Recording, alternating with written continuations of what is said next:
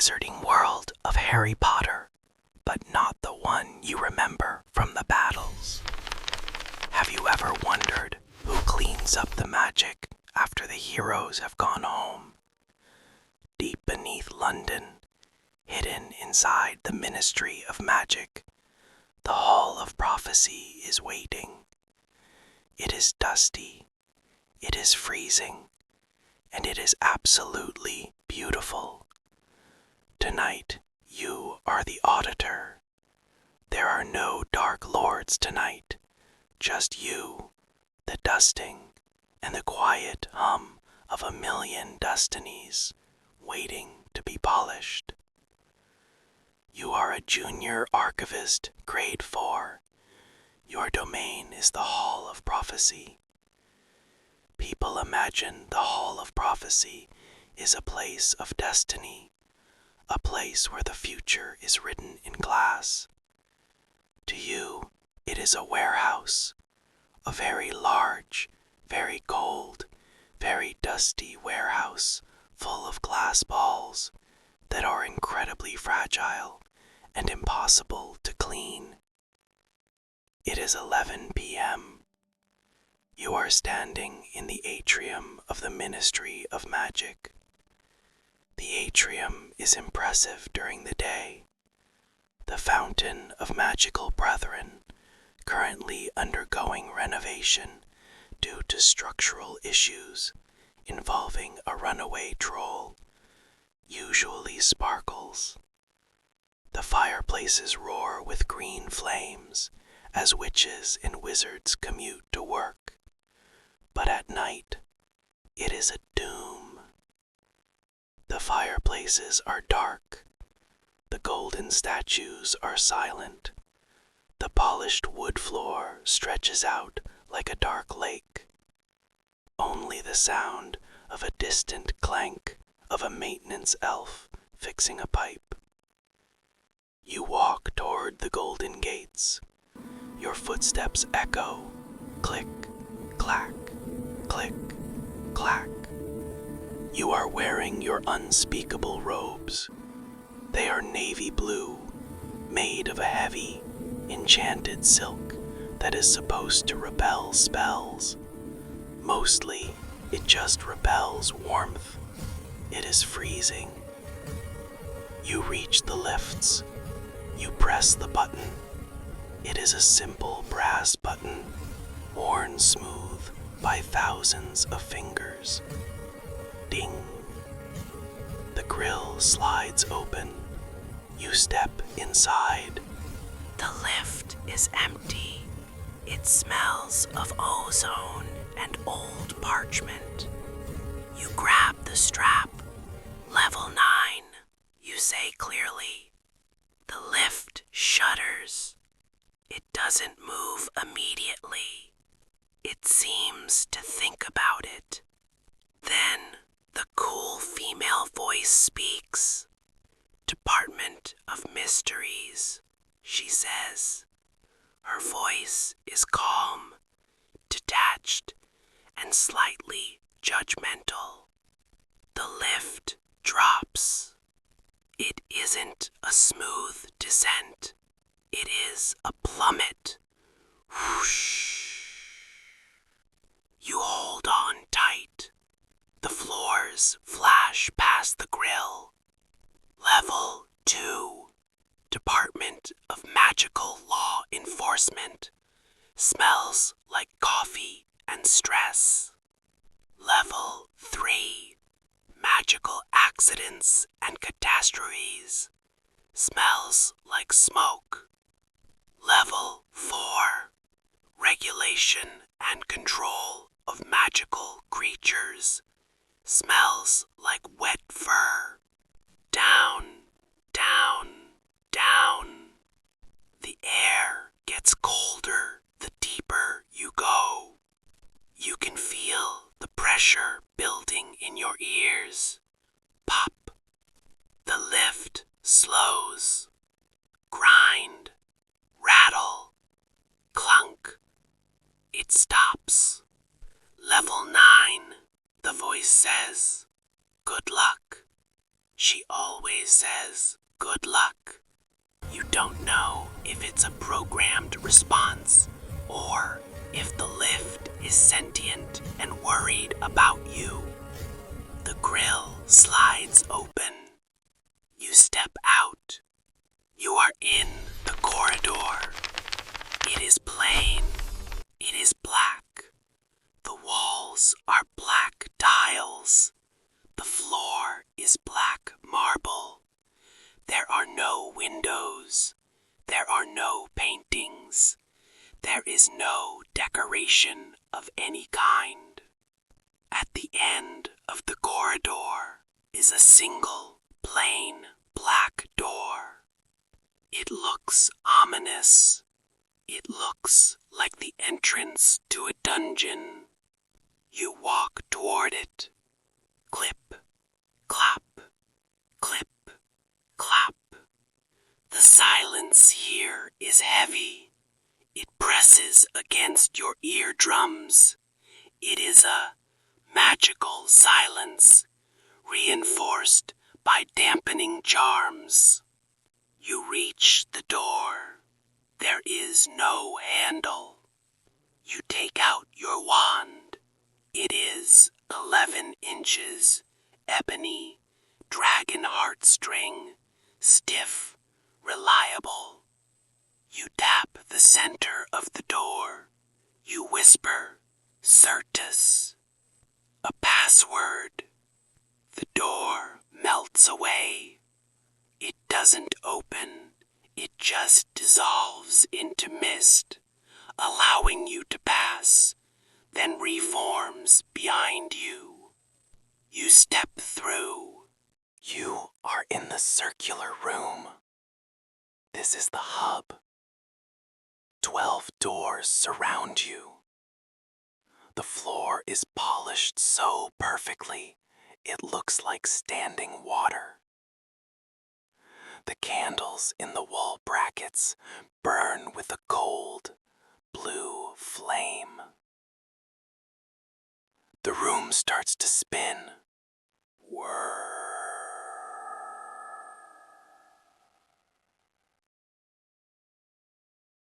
The walls rotate.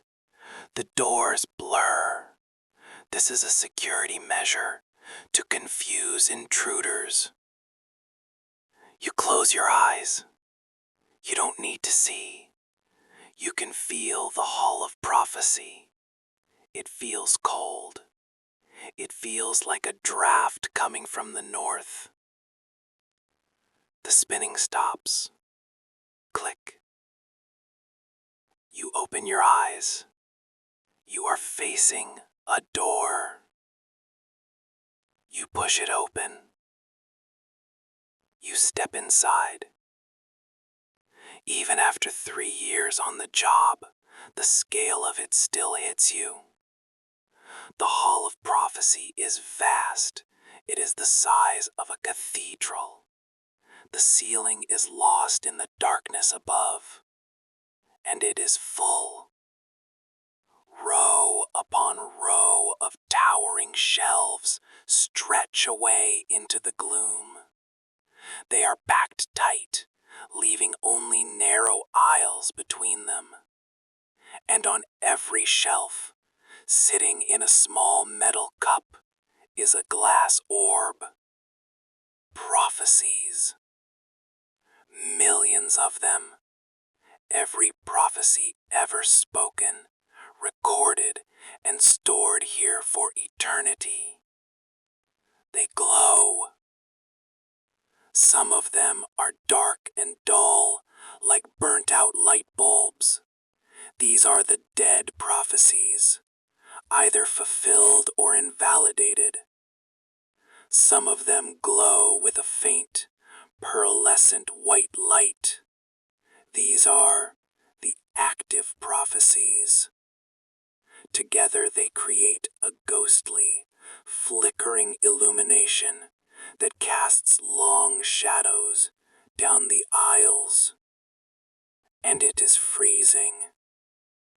The temperature is kept at exactly -5 degrees Celsius.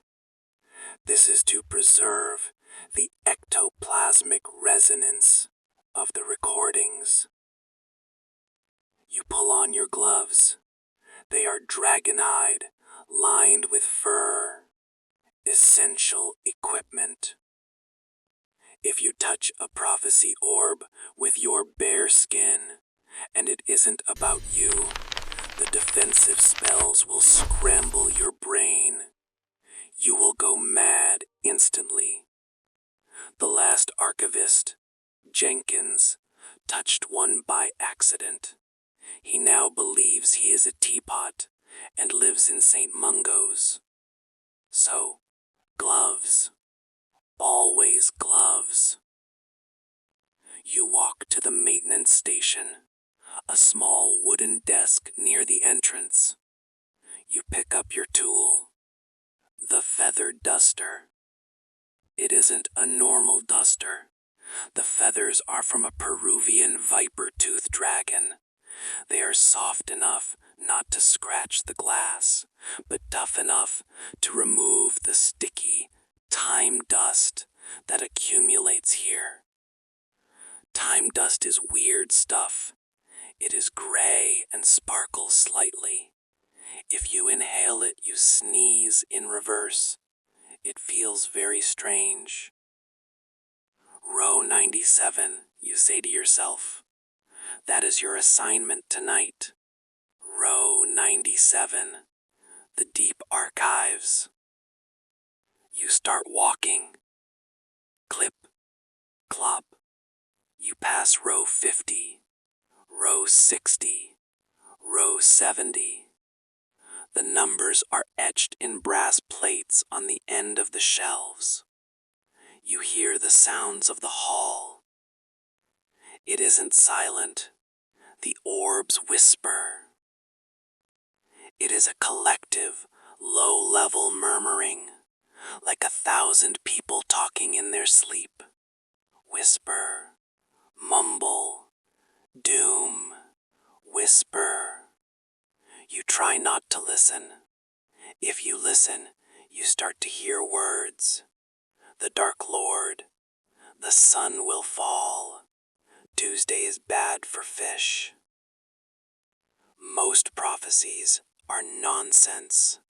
For every chosen one prophecy, there are 1,000 about someone losing their keys. You reach row 97. It is deep in the hall. The light here is dim. The blue candles on the shelves are sputtering. You look down the long, narrow aisle. It looks infinite. Right, you say. Let's dust. You raise the duster. You start at the beginning. Row 1. Swish, swish. You brush the dust off the first orb. It is dark and cold. Label E. Trelawney to A. Dumbledore, 1980. Wait, not that one. That one's famous. This is a different Trelawney. Cassandra, 1890. Swish, swish. You move to the next orb. This one is glowing faintly. It feels warm through your glove. Label, unidentified seer. Subject, the Great Potato Famine of 2050. Grim, you mutter. Swish, swish. It is hypnotic work. Step, dust, step, dust. Your breath fogs in the cold air. Puff, puff. The rhythm takes over. Clip, clop, swish, swish, whisper, whisper. You are in the zone. You are the custodian of fate. You are the janitor of the future. And then you stop. You are at shelf 54.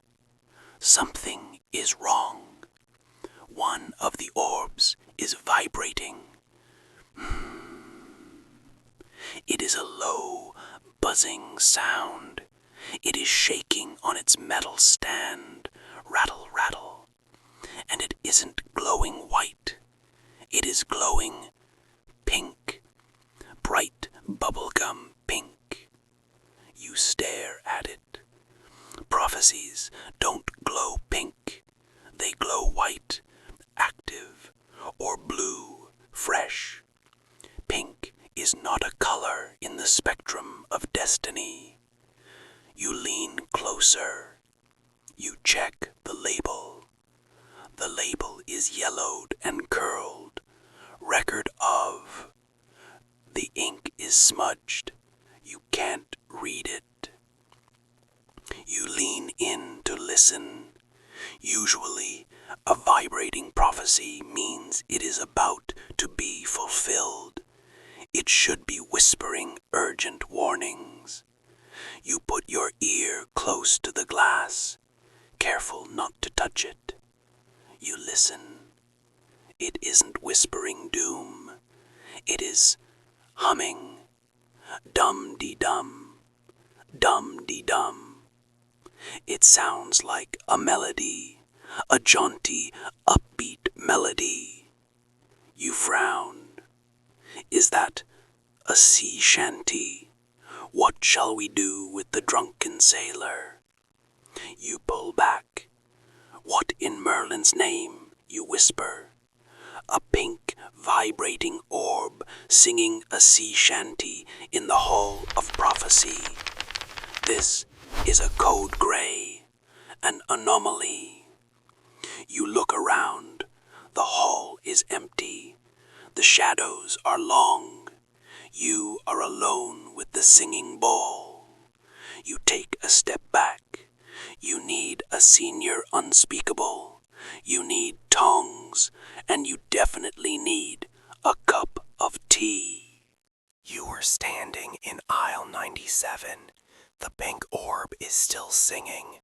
Put him in the longboat till he's sober. It is a jaunty accordion-heavy tune. It bounces off the glass shelves. It echoes in the vast silent cathedral of the hall. You look around nervously. Technically, sound doesn't travel well in the Hall of Prophecy. The acoustics are dampened by heavy magic. But if this thing gets louder, it might wake up the other prophecies. And prophecies are herd animals. If one starts making noise, they all start making noise. You do not want to be in the middle of a million glass balls whispering about the apocalypse in unison. You have to act. You reach into your robe pocket. You pull out your Unspeakable Handbook, junior grade. It is a small black book bound in what looks like bat leather. You flip through the pages. Section 4, Broken Glass.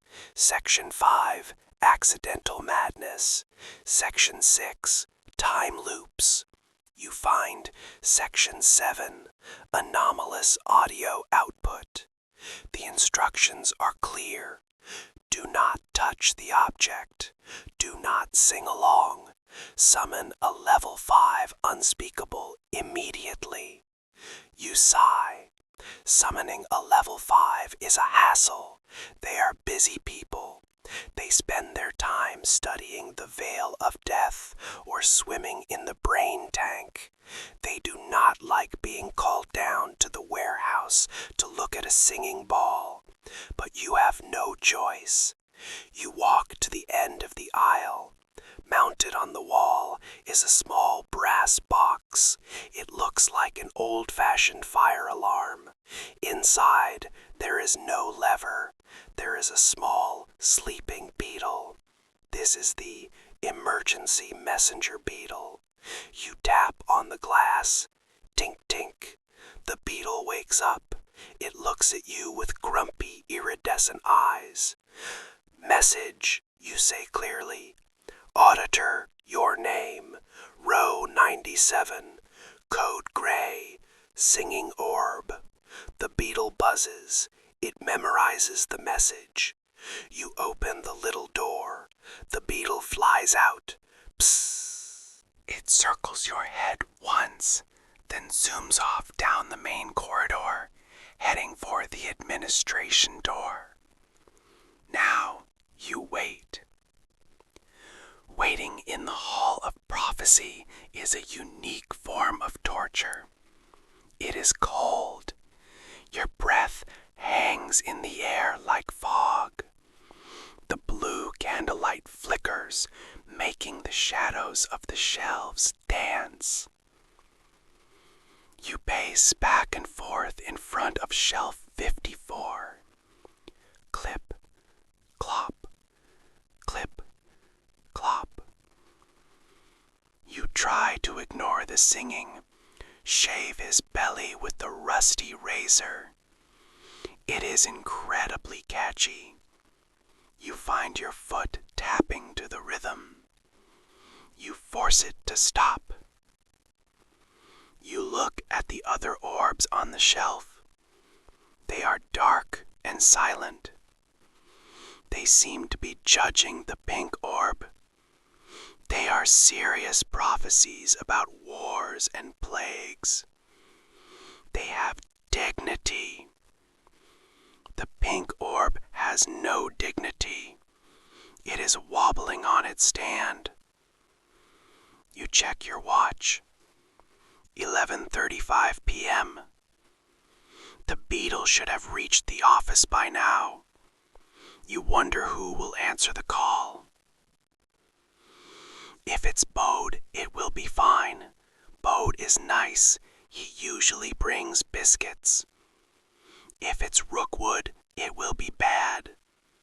Rookwood is scary. He stares at people too long. If it's Croaker, you shudder.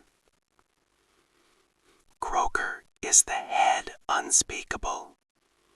He has worked in the department since the 1800s. He looks like a turtle that has learned dark magic. He hates everything.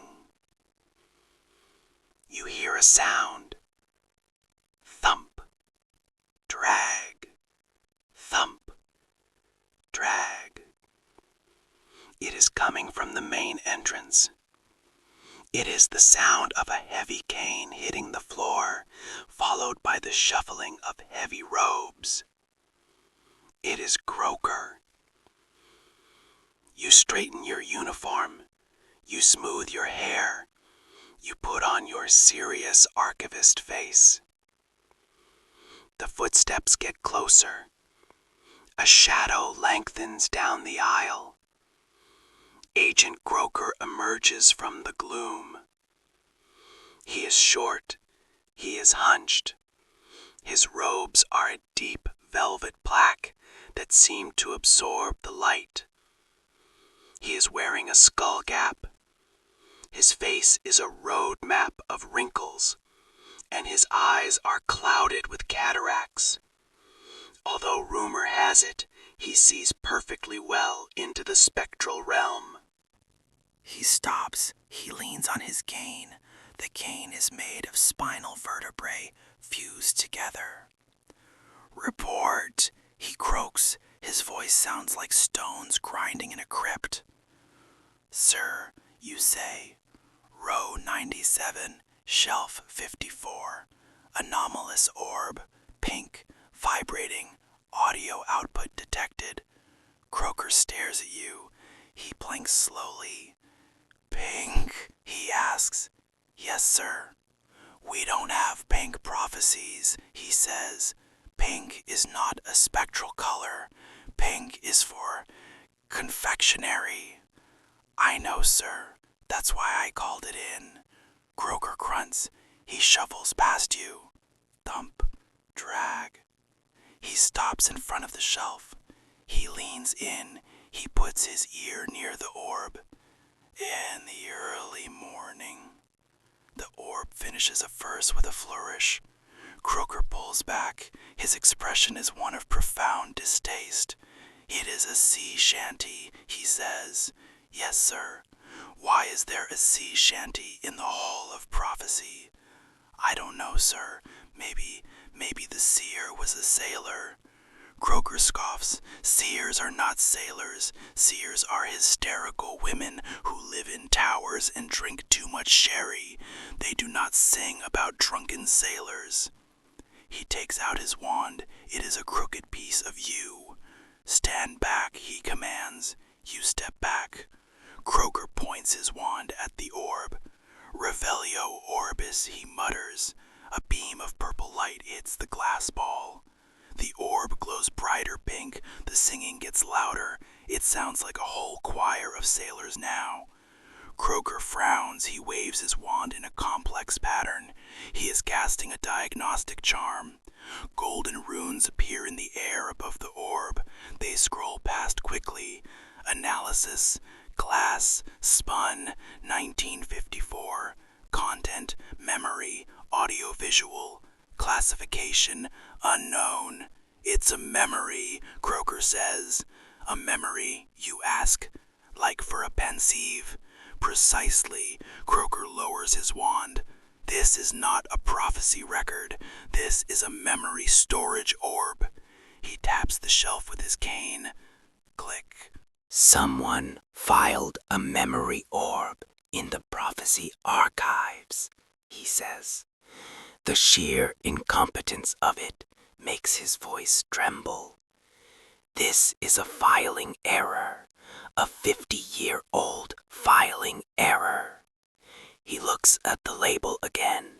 He peels back the edge of the yellowed paper with a long, bony fingernail. Underneath the dusty label, there is another, smaller label. It is bright orange. It reads, DEPT of Magical Games and Sports, Quarterfinals, 1954, Post-Match Celebration. Croaker stares at it. Games and sports, he spits. The jocks. So, you venture, it's just a recording of a party. It appears, Croaker says, that in 1954, someone from the sports department got drunk, mistook this aisle for the archives, and left their holiday memory year. He looks at the orb with disgust, and for 50 years it has been sitting here, incubating, surrounded by the weight of destiny, and now the containment charm has failed, and it is leaking. Leaking, you ask. Leaking joy, Croaker says. He shudders. It is contaminating the gloom. Look at the orb next to it. You look. The orb next to the pink one, a serious prophecy about a plague of frogs, is starting to glow a faint rosy color. It is picking up the vibe. If we leave it here, Croaker says, the entire row will be singing by morning. We'll have a musical on our hands. What do? We extract it, Croaker says. Do you have the tongs of containment? I have my duster, sir. Croaker sighs. Useless. Hold this. He hands you his cane. It is heavy and warm. It feels alive. You try not to drop it. Croaker reaches into his deep pockets. He pulls out a pair of long silver tongs. The ends are padded with velvet. He approaches the shelf. Steady, he whispers. He clamps the tongs around the pink orb. Clink. The singing stops abruptly. The orb goes silent, as if it knows it is in trouble. Croaker lifts it off the metal stand. He holds it up. It is still glowing pink, pulsating gently like a heartbeat. Disgusting, Croaker says. It reeks of cheap ale and camaraderie. He turns to you. He takes his cane back. I will dispose of this, he says. I will take it to the incinerator in the death chamber. It is the only way to be sure. You're going to burn it? It is a memory of a party, Auditor. It has no strategic value, and it is annoying. He drops the orb into a black velvet bag. He pulls the drawstring tight. The pink glow vanishes. The aisle returns to its normal blue-lit gloom. The silence rushes back in. Check the rest of the row, Croaker orders. Make sure none of the others are humming. Yes, sir. Croaker turns. He shuffles away. Thump, drag, thump, drag. You watch him go. A small, dark figure carrying a bag of joy to be incinerated. It is a very Department of Mysteries moment. You are alone again. You look at shelf 54. There is an empty spot where the pink orb used to be. The orb next to it, the plague of frogs, is slowly fading back to white. It flickers once, then goes dull. Crisis averted, you whisper. You pick up your duster. You have a job to do. You continue down row 97. Shelf 55, dust. Shelf 56, dust. Shelf 57, dust. The rhythm returns. Swish, swish. You feel a sense of relief. The anomaly was weird. It was colorful. It was loud. You don't like loud. You like this. The cold, the quiet, the endless rows of glass balls that mostly keep their mouths shut. You work your way to the end of the aisle. Row 97 is done. You check your watch. 03 a.m. You have finished your sector. You are done early. You look around the vast hall. You could start on row 98. You could be an overachiever. But unspeakables are not overachievers. They are secret keepers. And the secret you are keeping right now is that you are tired. You decide to take a break. You return to the Hall of Prophecy. You stand in the center of the room. You look up at the towering shelves. Millions of lives, millions of fates, all trapped in glass. And you are the one who keeps them clean. It is a strange job, but someone has to do it. The grand clock in the Hall of Prophecy chimes. It isn't a normal chime. It is a deep, resonant thrum that vibrates through the floorboards. It sounds like a cello being bowed by a giant. 4 a.m. The sound signals the end of the night watch. You are standing at the end of row 99. You have dusted 142 shelves. You have checked 3,000 orbs. You have successfully identified and neutralized one rogue sea shanty. You are done. You lower the feather duster. Your arm aches. It is a specific kind of ache, the rotator cuff of repetition. You walk back to the maintenance desk. Clip, clop, clip, clop. The hall feels different now. The heavy, oppressive silence has lifted slightly. It feels like the room itself is taking a breath. The blue candles are burning low, casting long, flickering shadows. You reach the desk.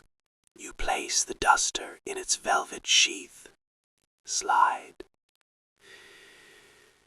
You take off your dragon-hide gloves. The relief is instant. Your hands are pale and wrinkled from the sweat inside the leather. But the cool air feels wonderful on your skin. You flex your fingers. Crack, pop. You pick up your wand. You whisper to your lantern. Knocks. The light dies. Now, the only light comes from the glowing orbs and the candles. It is a sea of pale blue and white stars. You walk to the door, the plain black door. You look back one last time. The Hall of Prophecy stretches away into infinity. It looks peaceful. It looks static. Somewhere in there, your own prophecy might be sitting on a shelf. A dusty glass ball that says, "He will work the night shift until he retires, and he will have a moderate pension." You smile. That sounds like a good prophecy. No dark lords, no peril, just a pension. You push the door open. You step into the circular room. It spins again. Whirr. It stops. The door to the lift corridor opens. You walk down the black hallway. It feels longer on the way out. Your legs are heavy. You reach the lifts. You press the button. Ding. The grill slides open immediately. The lift has been waiting for you. You step in. "Atrium," you say. The lift shudders. It begins to rise. Rattle, clank, whoosh. The ascent is the opposite of the plummet. It is a slow, straining climb. You can hear the magical chains groaning in the shaft. Level 8, Level 7, Level 6. As you rise, the temperature rises too. The bitter, supernatural cold of the Department of Mysteries fades away, replaced by the dry, climate-controlled air of the upper levels. You start to thaw out. You can feel the blood returning to your nose. Level 1. Ding. The lift stops. The grill opens. The atrium, the cool female voice says, "Have a pleasant morning." You step out. The atrium is still deserted. The night shift maintenance crew has finished polishing the floor. It is a lake of obsidian wood. You walk across it. Your reflection walks with you, upside down. You pass the fountain of magical brethren. The water is still. The coins in the fountain glint in the gaslight. You reach the fireplaces. Usually you would flew home, but the flu network is down for maintenance between 4 a.m. and 5 a.m. on Tuesdays. Another triumph of ministry bureaucracy. So, you have to take the visitor's exit. You walk to the telephone booth. It sits in an alcove near the Golden Gates. It is an old red Muggle telephone booth. You step inside. It is a tight squeeze. You dial the number 624442 MAGIC. The dial spins back. Whoa! Click. The cool female voice speaks from the receiver.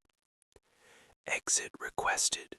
Please ensure you have not stolen any government quills. I haven't, you say. Proceed. The floor of the booth shudders. It begins to rise. You are moving up through the earth toward the surface of London. You watch the ministry fade away below you. The darkness closes in. You are in the chute. And then, light. Street light. Orange and sodium yellow. The booth pops out of the pavement. You step out of the booth. You are on a street corner in London. It is early morning. The city is still asleep. The air here is different from the ministry. It smells of rain, wet asphalt, and exhaust fumes. It is the smell of the Muggle world. It is strangely comforting. It is raining, of course. A light, misty London drizzle. You pull your hood up. You start to walk. You live in a wizarding tenement hidden in a cul-de-sac off Charing Cross Road. It is unplottable, which means Muggles just see a brick wall and walk past it, remembering they left the stove on. You walk through the silent streets. A milk float hums past you. Whirr. The milkman waves. You wave back. He doesn't know you just spent 8 hours guarding the secrets of the universe. He thinks you work at a bakery. You reach the brick wall. You tap the third brick from the left. Click. The bricks shiver. They rearrange themselves, forming an archway. You step through. You are in diagonally adjacent. It is a small courtyard called Carket Market. It is quiet here. The magical shops are shuttered. A self-sweeping broom is lazily cleaning the cobbles in front of the apothecary. Shh! Swish! You reach your building. It is a tall, crooked house that looks like it is held together by magic, because it is. You unlock the door. You climb the stairs. They creak, creak, creak, groan. You reach the third floor, apartment 3B. You unlock your door. You step inside. Home. It is a small flat, one room, really, but it is cozy. The walls are lined with your own books, non-screaming ones. There is a fireplace that is currently cold. You point your wand at the grate. Incendio. Flames erupt. Whoosh. Orange light fills the room. You close the door. You lock it with 3 different locking charms. Click, click, clack. You are safe. You take off your heavy, unspeakable robes. You hang them on the hook. They are heavy with the dust of prophecy. You are wearing your comfortable clothes underneath. A soft wool jumper and pajama bottoms. You walk to the kitchen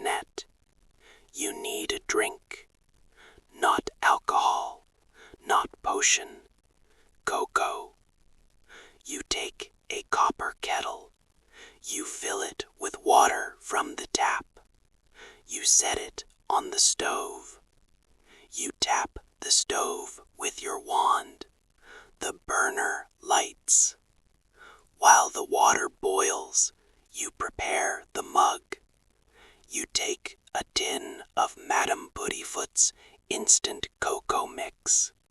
You put 3 heaped spoonfuls into your favorite mug. It changes color when it gets hot. Right now, it is black.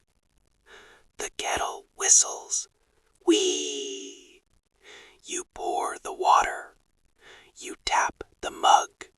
Stir. The spoon inside the mug spins by itself. Clink, clink, clink, clink. It creates a perfect vortex of chocolate. You pick up the mug. It turns bright yellow. It is warm in your hands. You walk to your armchair by the fire. It is a squashy chintz armchair that you rescued from a junk shop. You sit down. You sink in. Ah! The heat from the fire warms your toes. The heat from the cocoa warms your hands. You take a sip. It is sweet, rich, chocolatey. It tastes like the opposite of a cold, dusty warehouse. You finish the cocoa. You set the mug on the side table. You look around your flat. The enchanted window on the wall is currently showing a view of a rainy meadow. It is a weather window. You can set it to whatever you want. You tap the frame, night mode. The view changes to a starry sky with a slow-moving comet. You stand up. You walk to the bed. It is a 4-poster bed, but small. The curtains are heavy velvet. You climb in. The mattress is soft. You sink into it. You pull the duvet up. It is heavy. You lie on your back. You listen to the fire crackling. Pop, hiss, crackle. You think about your shift. You think about the pink orb, the sea shanty, the drunken sailor. You smile. The Department of Mysteries is terrifying. It is dangerous. But sometimes it is just silly, and that makes it bearable. Your eyes get heavy. The warmth of the bed seeps into your bones, chasing away the last of the level 9 chill. You take a deep breath. In, hold, out. You feel the tension leaving your muscles. Your eyelids flutter. The comet in the window moves slowly across the glass. You drift. The secrets are safe. The orbs are dusted. The anomalies are filed. You are just a wizard, in a bed, in a hidden house, in a sleeping city. Mischief managed, you whisper, and then silence. Good night, Unspeakable. Good night.